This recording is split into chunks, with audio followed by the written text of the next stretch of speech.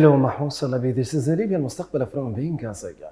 The Speaker of the Libyan House of Representatives, Chancellor Gila Salah, confirmed that the only consensus that can be described as a Libyan agreement is what resulted in the formation of a Libyan government headed by Fathi Bashar. He added during his speech at the beginning of HR's session yesterday that the proposal for a government to direct its work from the city of Sirte is not the product of the moment and is not a political or regional maneuver or to serve interests that conflict with interests of the country. Chancellor Gila Salah indicated that the government, whose budget is being decided and studied, was formed and granted confidence by Libyan House of Representatives in accordance with the constitutional declaration and the statement of Libyan consensus. Not a party has the right to object to it or prevent it from carrying out its work. The drafting committee emanating from the meetings of Constitutional Track Committee held a meeting in Egyptian capital Cairo, according to official spokesman of HR, Mr. Abdullah Blahag. During the meeting, Article number 183 was discussed, in which some paragraphs regarding implementation of electoral process during the transitional period were amended, and Article 100 regarding election of the president was postponed until it is discussed with the Constitutional Path Committee.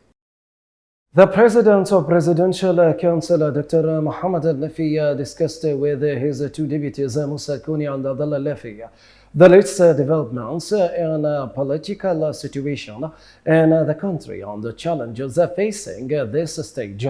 The meeting stressed that holding presidential and parliamentary elections according to a constitutional basis is the only solution to a political crisis in Libya.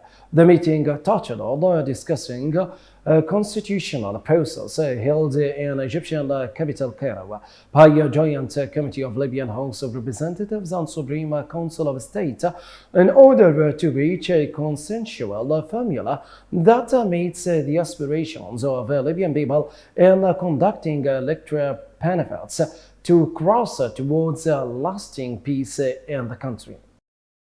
The Prime Minister Fathi Bashar affirmed in his speech following approval of the state's general budget by the Libyan House of Representatives. With this step, the public money is safeguarded by the force of law.